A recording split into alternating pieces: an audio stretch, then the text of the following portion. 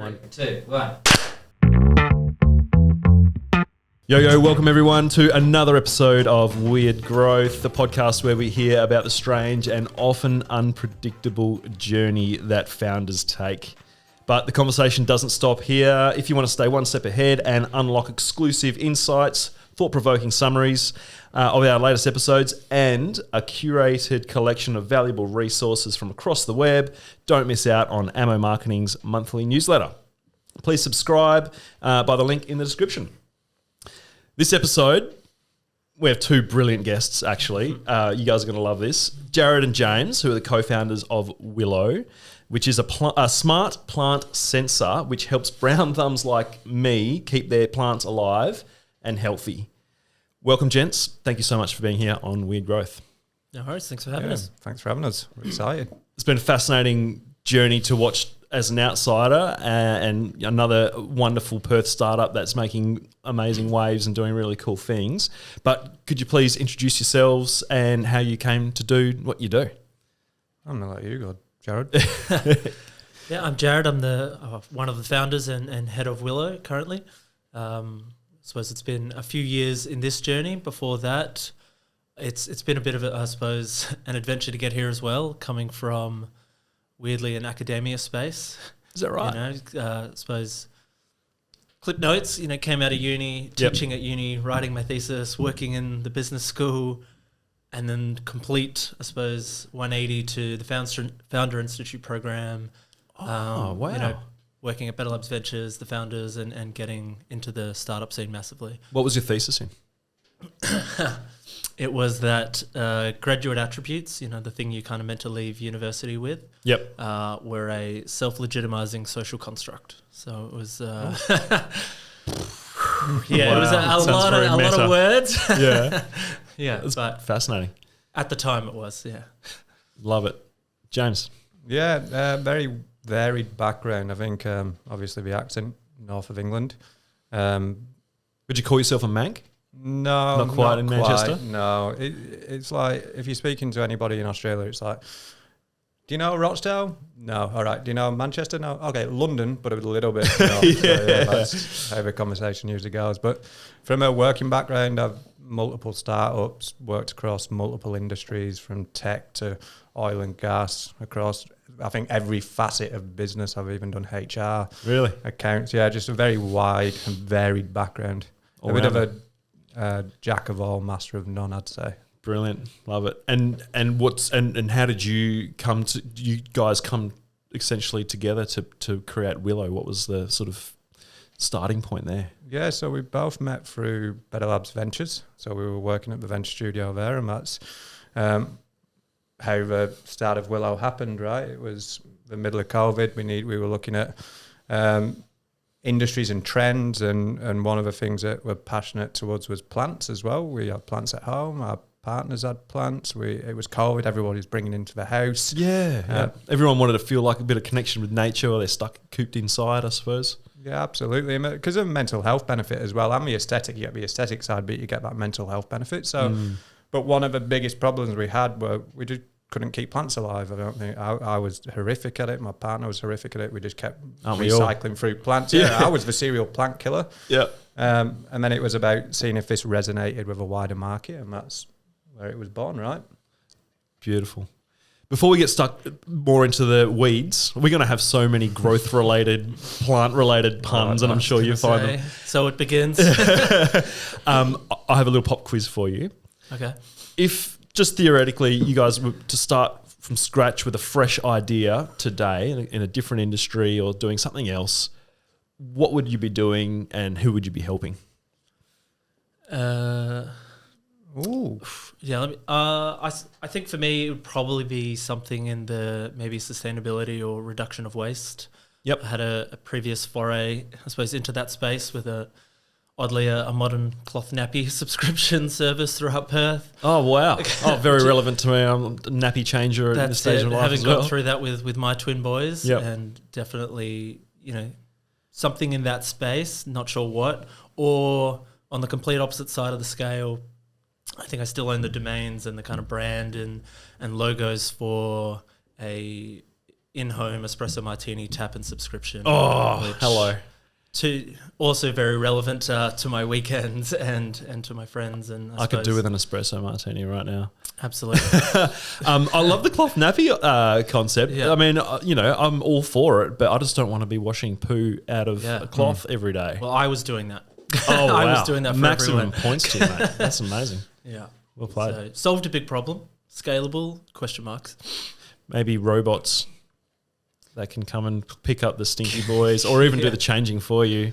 And, one day maybe if we can get AI to the point where it can gently handle a child. That's it. And maybe a revisit in a few years, down the line. James. Interesting question. So I love tech, right? I love building tech. I love everything about tech. So, and I love seeing how tech can solve problems in a positive way. This is crazy left field, but I think that being someone from England over here, now an Australian citizen, so far away from family, the advancements in AR and VR and stuff like that. So my idea, if it was something else, would be a restaurant you could go to and you sit and eat food, but you're either in an AR or VR world with someone in the UK or wherever they are around. So it feels like you sat across from them and you're both eating in a restaurant and you can just go. So that was one. Another one was podcast booths. We were talking about this a while back. Pop-up podcast booths where you can just go and rent them out and pop in and... Love that. That'd be cool. Or a truck or something like that. Yeah. Just something, just access to tech at larger scale. Very cool. Thanks, gents. That's fun. Nice way to open. So the insight that you had when you decided to go down this path of creating Willow, can you tell us a little bit more about that? How did you really, what was the process behind figuring out that, hey, this is actually a problem that needs solving?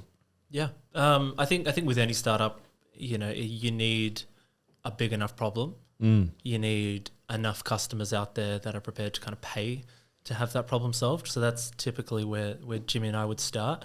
And for us, I think Jimmy kind of touched on earlier, you're in COVID, you're in lockdowns, people spending more time at their home, kind of DIY, and everything kind of in that space skyrocketed. Yep. But as we found, you kind of had that love-hate relationship with plants and a recurring trip to Bunnings or the local nursery to kind of replace the plant that you had in your home for a small period of time. Yeah, just keep bringing them in. Yeah, getting the old ones out. And anecdotally, it was chatting to friends, neighbours and things like that. And if it wasn't the person you were talking to, they knew someone who was that kind of that plant killer. And through your surveys, through interviews, through clipboarding and everything else, it was okay. And it's not just us. There's a lot of people out there experiencing this problem. And then amazingly enough, at the time, there was some publications put together by, I can't remember now, I think Plant Life Balance and the Australian government and all these things that basically did a lot of our research, but had such a massive scale across Australia, speaking to nurseries. Then there was another study in the US, again, which kind of blew up the amount of people we were speaking to, asking similar questions, all focusing on that. And one of the real kind of punchlines that we took from it was our early day marketing, and still resonates with a lot of people, was that Australians kill 72 million plants a year. Oh, jeez. And if we could help stop killing, half of that, we were on, we were onto something. That's full on. What a stat. Amazing. Yeah. How do you bridge the gap between identifying this problem and then identifying a product opportunity? Because a lot of people feel problems and a pain point, but they're not willing to pay for the solution. Yeah. So what was the process behind identifying this is actually something we should pursue?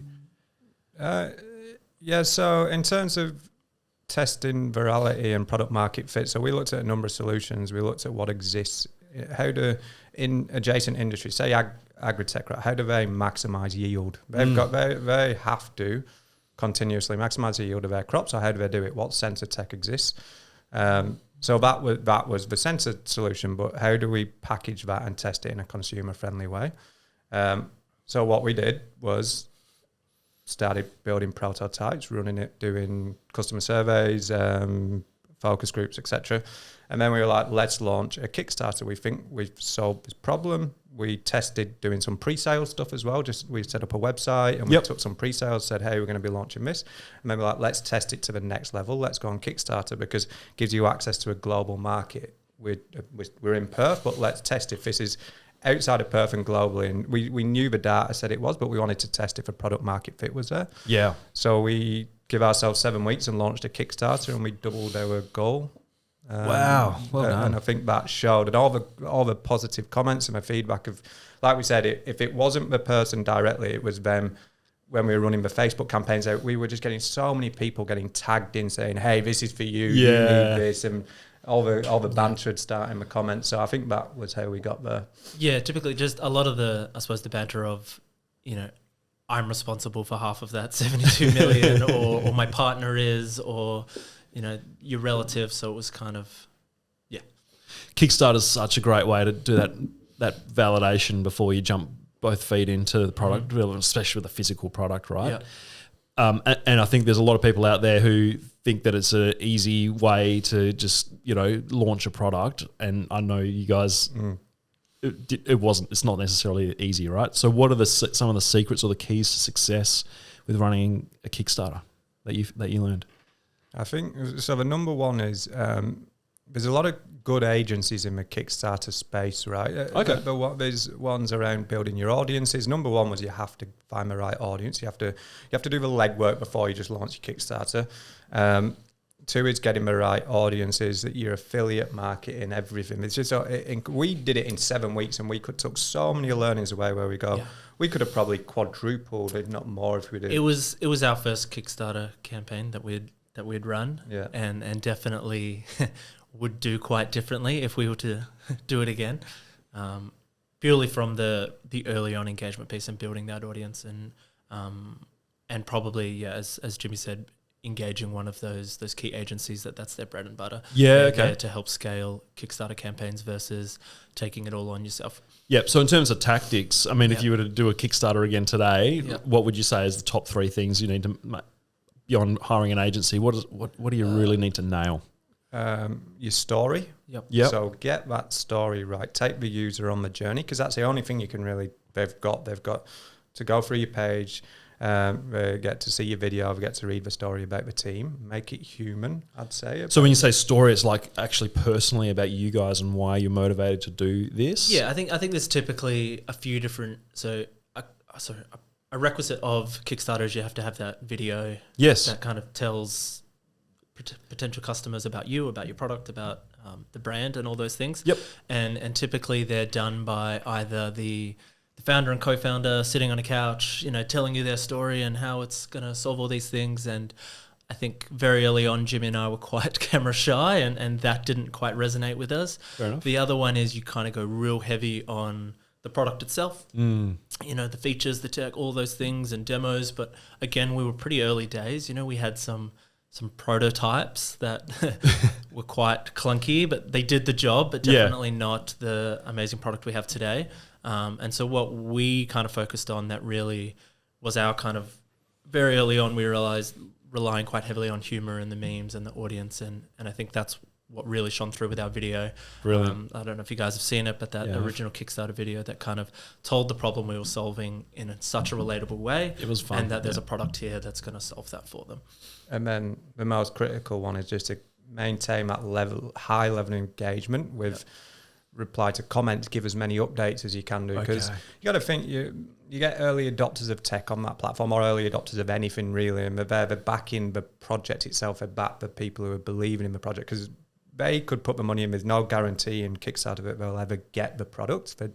Kickstarter won't guarantee that. So you have to maintain that level of engagement and build that trust with them. And then it's like building a community, right? That is exactly what it is. Treat them as your tribe. And so that would be the critical one for us, Yeah, brilliant. No, thanks, guys. Fascinating stuff. Because it's definitely, a bit of an unconventional way to launch a product, but it does give you access to, a really engaged audience potentially, but also people feel like, because they're early adopters, they're going on the journey with you. Yep. And so they get that buy-in to a level that most consumers never will. And they, share with their friends. And when they do finally get the product, it's like something a little bit more special than just Yeah, off the shelf. That's very cool.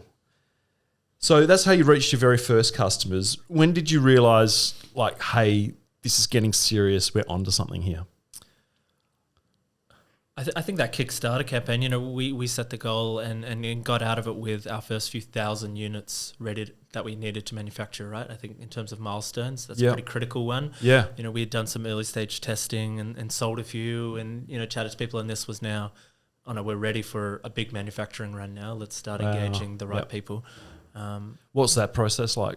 Going through the, you know, actual hoop jumping of building a physical product, because everyone says hardware's hard, right? Yeah, listen to them. It gets harder. That's all I'll say. The process was a really, really good learning journey for both of us. All the hoops we were in COVID, and I don't know if you remember, but there was a semiconductor, which is the Bluetooth chips and Wi-Fi chips. There was a shortage, right? So car manufacturers couldn't produce quick enough, phone manufacturers. So we were competing against these global companies. Just two lads from Perth going, yeah, we need some sensors. How do we get sensors? They're like, we need Bluetooth chips. So that was a crazy part of navigating it. And then actually going in to try, and you go through all the stages of manufacturing. You just... Every single time you think you've got it nailed, you'll go and do your sample, you'll go through multiple stages samples, and then you'll go, all right, something needs a slight tweak variance of, say, millimeters in terms of the tool that makes the product. Go back through a full round of sampling, full new drawing. That's like, you know, changing the draw angle of 1.4 degrees on like the top of our product, and it's like, okay, but if you do that, you need to look at the PCB design again. You make any change and it was back to the drawing board, start again, make the changes to the tooling, get the next set of samples out, ship them from your manufacturer, receive them, test them. Okay, that's good. What about lots of problem solving? Yeah, that like the biggest thing that we've really been able to do quite well over the years is coming up with a solution to the problems at pace. Oh, there was times it was like, it was like literally 4:00 on a Friday afternoon, and we were in manufacture. There was us, our engineer, and we identified an issue, and we had to like literally sit there and come up. We were doing drawings and all sorts, just going, how do we fix this issue? I mean, this was a time where we were like, we are literally in the middle of it. What is going on? But we loved it. I've loved that journey, because we've got to think so much outside the box on how you solve traditional problems. So and our products are better for it, right? That's the main thing. Yeah, and it sounds like you guys actually give a shit about the quality of the output that you create, and it, you know, that bears out in obviously the satisfaction that your customers have. Yeah. How did it feel when you finally got to the end of that arduous journey and started getting products into people's hands? I was going to say, that wasn't the last of the issues. It was fun. We had finally manufactured our product. We had loaded it onto the planes. We were shipping it to Australia. We were good to go. And I won't name maybe the airline or the system, but they had decided the day that our product was landing to roll out a new software that crashed. And everything was stranded at the airport, from food to livestock to products to everything, including our product that was then in the country, but not in our hands, ready to kind of start shipping to customers. So it was that big. It's here, like, you know, our update to our Kickstarter, to pre-sales, all of that. Like, we got it, we're ready to rock. Shortly. That's just the worst when something is completely out of your control. Yeah. Right. A lot of that was, but I think when it actually did, when we got the product, when the customers got the product, it was huge. It was, you know, it's a 2.5-3 year journey from, you know, idea and set, you know, us coming up with the problem and idea to that product landing. So obviously a fair chunk of our lives dedicated to it, so it was massive. It is massive. It's hugely rewarding.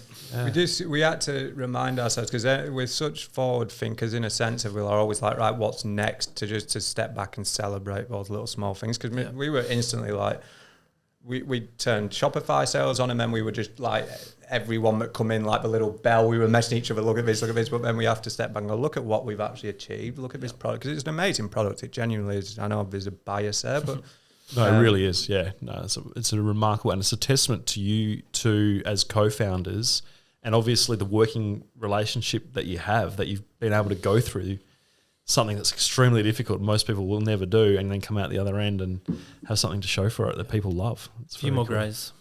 Oh yeah, my hairline disappeared slightly, but well, things that are worth doing are really easy, right? Yeah. What was the customer feedback like, and like how did that sort of manifest when people were finally able to start using a Willow in their homes? Yeah, it's been really good. I think we've got a great kind of mixed bag of customers of, wasn't able to keep bamboo alive. Now I've got my first 3 plants, they've got 3 sensors, and it's like the I suppose the joy that they share with us is amazing. And it's, cool. Like from an early scale, I have this to, people with almost 30 sensors and, the urban jungles, they're growing at home, and this is more helping them save time, protect their investment, all those other reasons that we kind of set out and had different customers. So it's been rewarding to kind of see the different groups kind of take on the product and use it quite differently as well. Oh, I can imagine. Absolutely. Yeah.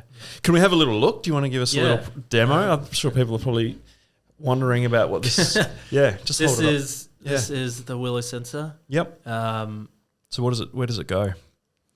This comes off the bottom. Make sure you do that. A little safety cap for shipping and all those things. Yep. These rods need to be in contact with soil. This top section separates from the bottom.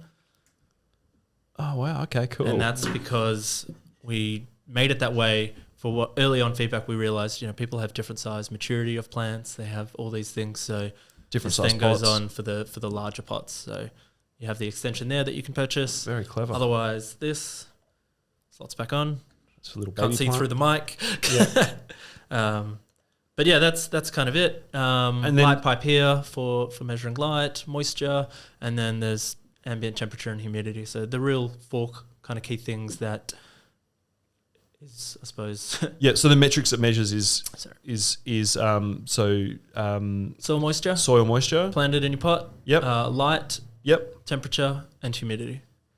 Fascinating. So the big things for users is often my plant's not doing well, so I'm going to water it. Oh, it's really not doing well, so I'm going to water it.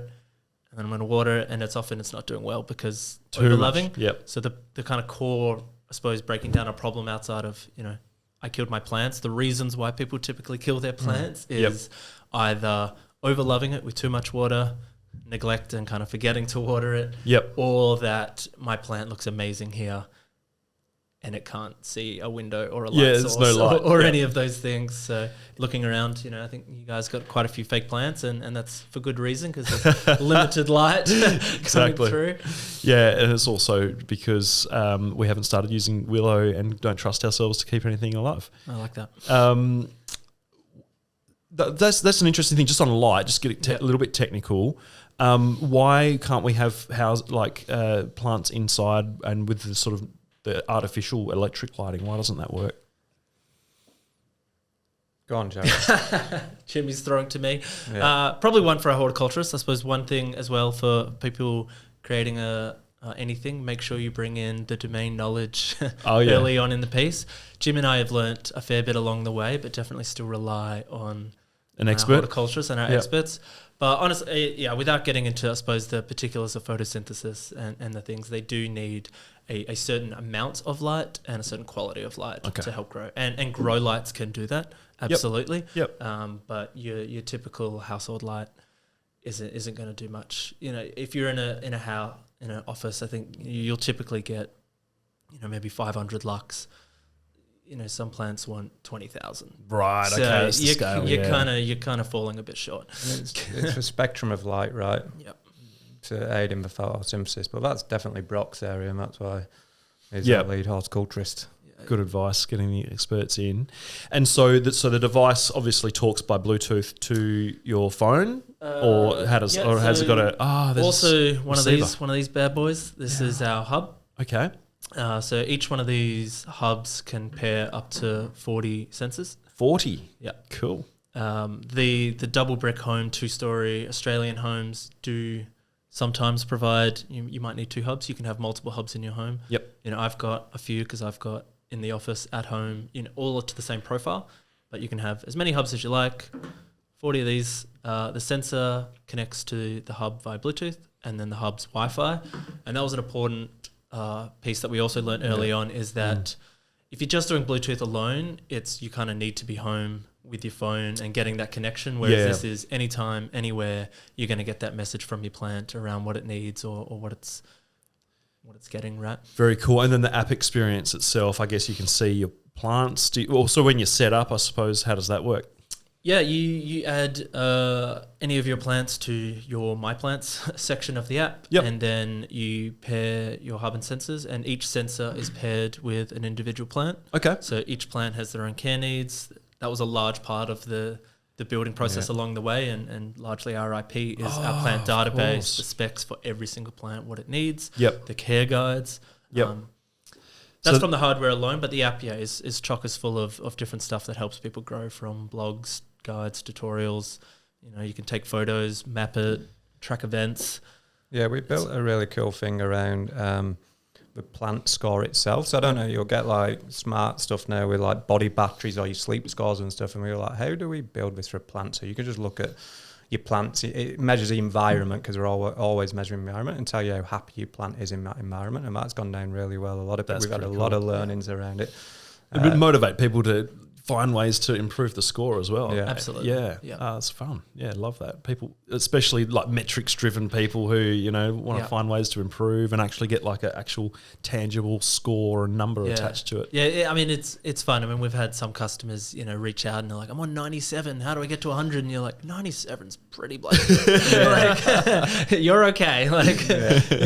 You've got the adage of I'm loving life and a big happy plant next to the score. Like, you're good. Don't stress. The customers are so varied. Like, you'll have people like me, so the plant parent I am. I want something that looks aesthetically pleasing. I may not want it to thrive because they can grow into huge plants, right? But my environment doesn't work for that, and I don't really work for that. So we built the survive versus thrive mechanism in. So it's some customers do want to, like, I want to make this thrive and I want to know every single bit, but others are just like, hey, I just want to know when I need to do the bare minimum just to make sure that my plant in my apartment looks really nice when people come round. So that was a really critical early learning for us, which was quite cool and well received. Genius. Yeah. Oh, that sounds so cool, guys. I'm sold. I need one in my house. Now, my wife would love it. She's got plants everywhere. But she's actually pretty good. Well, if she's listening, you're pretty good at keeping her plants alive. But this would be really cool to get those scores. Yeah, we can cut that if...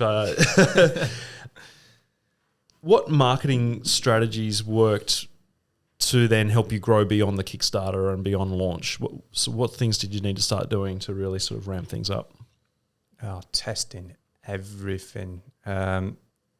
So I'm trying to think of way back to the start. We had a lot of initially launched on paid, right? If we could roll it back, we'd change that strategy. We initially went, how do we get this out to as many customers as possible? Yep. What channels are available to us? Paid instantly, right? Go through Meta, go through Google. We went through that journey of constantly navigating the changes, all the new features they bring in, how we actually find the right audience. And it was just a lot of testing. It was finding the right skill set internally as well, because as we started bringing on more customers, we started to understand our customer persona a little bit better. It was bringing in that skill set that could help translate and take us to the next level of brand and how we communicate with our customers. So we brought in our marketing manager, Courtney, who helped us set up that strategy and moving forward. And then it was testing channels. Where do our customers live? Do they want to buy the product online? Do they want to buy it in retail? Yep. Even stuff down to the packaging. What does the packaging need to say about the products we would do? And we're still testing all the time, right? We're still going through that process. Yeah, and you've got to be continuously challenging yourself. How do you think about the balance between creative and the content that you're putting out there, and then the channel? Because I imagine that you've got sort of different, competing types of content that are going to, attract different types of audiences. And then also there's an element of that you can't really put science behind just the creative content as well. How do you think about that? Do you guys do that in-house or do you outsource it? Largely in-house. I think we identified, I suppose, key concepts, and I think the humor one has always flowed through, and I think particularly, in terms of channels or marketing platforms, TikTok, we probably sway to more the hooks and the comedy. Yep. And then balancing that, I suppose, on Instagram with the aesthetics and the educational pieces, and then I suppose from our content marketing and our website as well. So it's, I suppose, a mix across.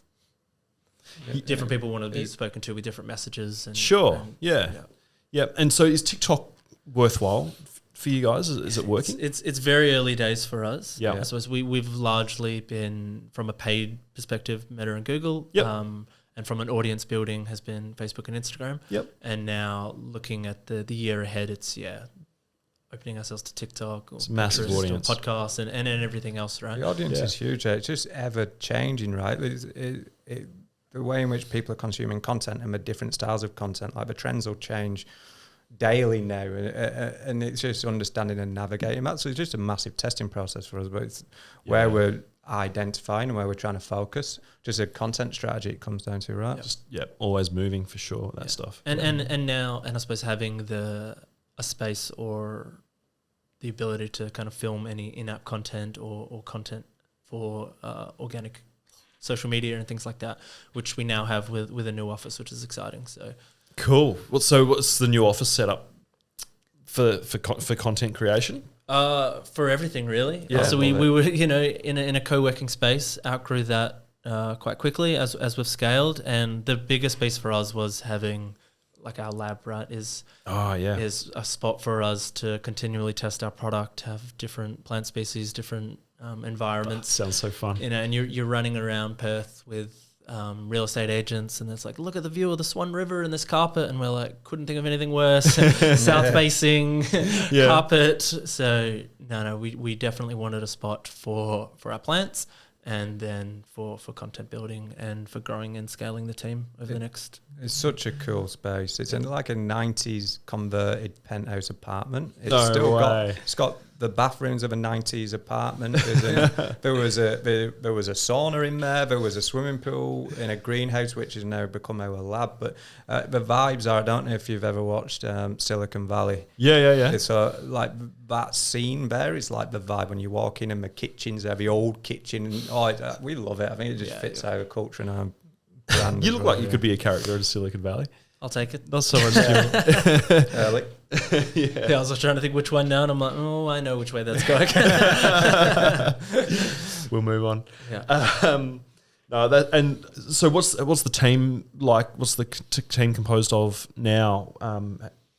Like I imagine you've got a technical side, product side, you've got marketing. A bit of everything really. We've got, I suppose, our software development guys. Software, We've got electrical engineers or engineering team from the hardware perspective. We've got marketers, customer support, DevOps from the website, operations from inventory and shipping and logistics and all that kind of stuff. So very broad. Design team, huge, team, design person. I suppose every one of those teams, person, still very much in the startup space, many hats. And where do you guys find yourselves spending the most time and focus at this stage at the moment? We literally start, because you wear many hats. We're in now that process as we grow and as we scale, taking those hats off. So I mean, I sit more on the marketing, sales. So it's so funny, marketing, sales, and we split operations. Marketing, sales, manufacturing side, looking after that, and then very much product, customer, cool. The other side of things. And it's good because both of those functions inform each other. Yeah, throughout, right? Big time. It sounds like you guys just have awesome dynamic and different skill sets and strengths that you can balance each other. That's really great, and then extend that out to the team. And obviously, your new facility is an extension of that culture, and it's designed to foster that. It's really cool. Well done, guys. Thank you. The other big news that we've all heard in the last few months is Bunnings, which is probably the holy grail for in Australia for what you guys do. I would have thought this kind of market. Can you talk us through what can you share about what that process has been like? It's been amazing, actually. I mean, it's a really big win for the team. We wouldn't have got there without the team that we've built and the ideas they've brought to the table and the product itself, right? That we're actually generally solving a problem. But it started with, we got given 2 email addresses. It was quite a code. Here's 2 potential buyers. Really? Yeah. One, I think, was in the smart home category and one was in the garden category. So we fired off, and we were like, it wasn't, we wanted to go into retail, and we were testing retail, and we were testing independent retail, and we were like, let's do it. Let's do it. We know we can scale. We made the decision that we can scale the business in terms of a supply chain to meet that type of partner. But it was a test to see if our product would fit in Bunnings because it was new in the sense of what we're trying to achieve. So it was, let's send this email, and then it was, cool, send us more information, send us a sample. Then it was, come and meet us in Melbourne. So I flew to Melbourne, and then it's just escalated from there. And I think it's more of a strategic partnership. Bunnings are really trying to be innovative. So we're in the garden care category, and Ash, the buyer, loves the innovation, loves the synergies between, they have a 12-month warranty on plants, right? Do they? Yeah. So if you kill a Bunnings plant, you can take it back if it dies. We can cut that. Didn't know that. That's cool. Yeah, but if it dies, but we'll help people keep the plants alive. So exactly. It's good for everybody. There's a benefit there to them. We just also like different brand synergies in terms of the content we're creating. I loved all the stuff that we've done. So we started in an online trial. That's been successful. It was a lot of effort from the team. Like, we put so much effort in, like, props to the team. I can't shout it enough. Like, I decided to handball it and go to Europe when we launched into the online trial. Thanks, Jimmy. Great timing. And now we are just in finalising the rollout into stores and what that looks like. That is so exciting, guys. And it's, as you say, a massive achievement for the team, but a testament to the legitimacy of what you've created here out of thin air. It's wonderful to see, and really exciting. What else could possibly be next for the future? We very much like to keep ourselves busy. So I suppose scaling the retail distribution side in Australia, one goal. Yeah. Also, that sounds easy. That sounds easy enough. We can do that. Also launching into the UK. Okay. Pre-Christmas this year. So in the process now of setting up what our warehousing and fulfillment looks like from a European expansion. Wow. Which is hugely exciting. You know, we're currently, the joys of Kickstarter being global and the problem resonating across the world. We currently have hardware in, I think, 28 countries. Is that already? Right? But largely have, I suppose, the network to market and sell in Australia. Yep. We're now looking at expanding that to the UK and potentially Europe and what that looks like. Plenty of product improvements along the way, plenty of app changes. A big one is looking at launching an in-app marketplace. Oh, so wow. the idea is, we have got to understand your plants, and it's now time, you need more light, or it's time to fertilize, or it's time to repot. It's now looking at selling the products that would do that. So Perfect. Rather than it's time to fertilize it, great, you got to go find the product that could be good, could be bad. It's okay. This is the one that we use in our lab plants. This is the product you need. Yep. So just here's so how much we can help further. value to create and capture for you guys as well. Yeah, that's super cool. I suppose the next part of that value chain, right, for the customer and us. What is one big piece of advice you have for founders who are looking to take the leap into something new or to grow? Oh, just one. Only one, please. Each is okay. I think I've been dropping them tidbits along the way, right? I think it's kind of nuggets for definitely sure. problem, definitely big enough customer base or large enough problem, depending on how much you want to scale it. Definitely bringing in domain expertise and knowledge. Yep. I think that's really early on. Yep. And I mean, my one would be is find the passion in what you're doing. Like, I wasn't the biggest plant lover. I like the aesthetics of plants. I'm not the person like Brock, our horticulturist, he lives for plants. I've drank the Kool-Aid. Oh my God, my house! I've drank the Kool-Aid. my passion's in the tech side of it, and also seeing that our product is being used by customers to solve their problems. So I think just maintaining that level of passion, because you work some hours, you go through the stress levels, and if you don't have that there, then you're going to struggle at times. Yeah. And I think test and learn. Like, that iteration loop. Mm-hmm. Like, it's so easy to fall in love with an idea Mm-hmm. and with what you want to launch. Yep. And it's about being true to what the data is actually saying, right? Like, if you've gone and what does your traction say? Yep. You know, how much did it cost you to look at acquiring a customer? What, all those kind of key bits of metrics along the way, you can't just ignore them. And yes, there's a bit of gut feel and things like that, but it's kind of, at some point, you kill a lot of things along the way to kind of get to the one that does. Yeah, and you've got to know when it's time to move on and try something else. Yep. Beautiful advice, guys. Thank you. All right. Well, something we do on Weird Growth at the end of every episode is show and tell. And we ask people what's their favorite toy, device, bit of software, tool that they use in their lives. And I know you've got one sitting on the desk here, which is incredible. And if people can see in the background as well, there's the little plants with willows. You can see how well those plants are thriving. Mm-hmm. But for you guys, what do you? Is there just one thing that you have in your life that makes either your work life better or something that you can't do without?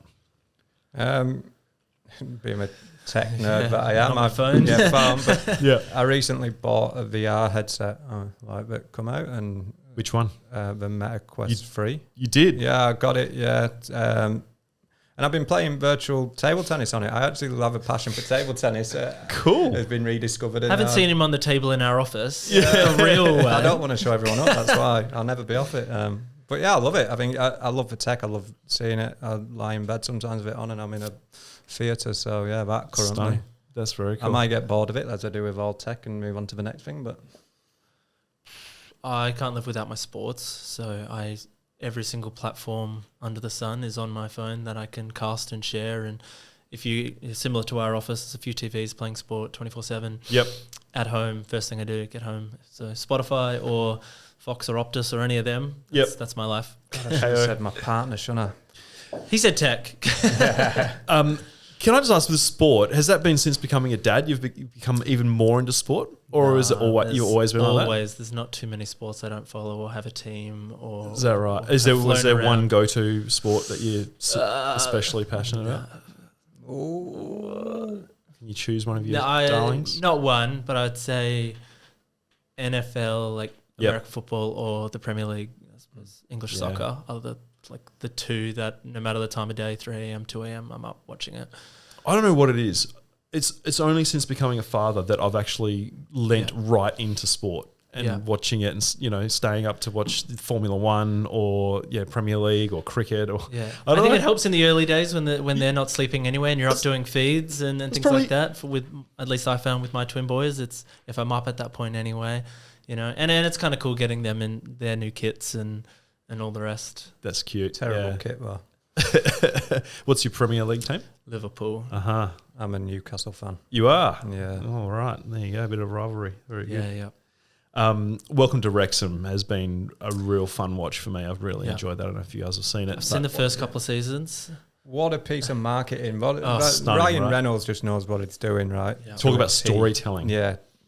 And the way, that, like a team from Wales, Wrexham, globally, where people actually want to engage with it. My God, fair play. In Paul we trust. Yeah. Yeah, and you can see why. You can see why a lot of the other, teams at that level. What are they called? Like, it's not Premier League, but below. Keep going down. Yeah. Keep going down. I think we're in League One now. League One and stuff. Yeah, I mean, they don't get an opportunity the same way that Wrexham has.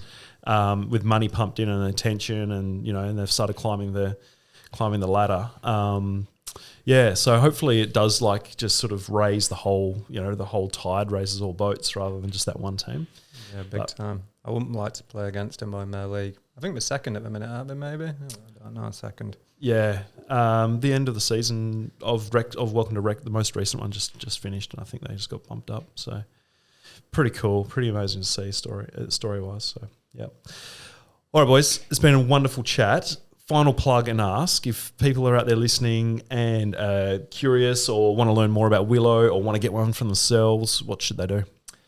Head to plantwithwillow.com.au. Yep. Our website. Follow us on socials. Definitely. Plantwithwillow.au. Or head to bunnings.com.au and have a search for our product. How good. How good does it feel to say that? But well done. Yeah. Well, James and Jared, thank you so much for being on Weird Growth. It's been a fascinating chat. Congratulations for everything you've achieved. Like as a West Aussie, part of the startup ecosystem here, we're super proud of what you guys have done. Can't wait to see what the future holds for you. And congratulations. Thank you very much. It's been fun. It has been, yep. And thank you all for listening to Weird Growth. I'm Cam Sinclair at Ammo Marketing. If you've enjoyed this episode, please do subscribe on Apple Podcasts or YouTube, or leave a review if you're on Spotify. That's really helpful. And until next time, bye-bye.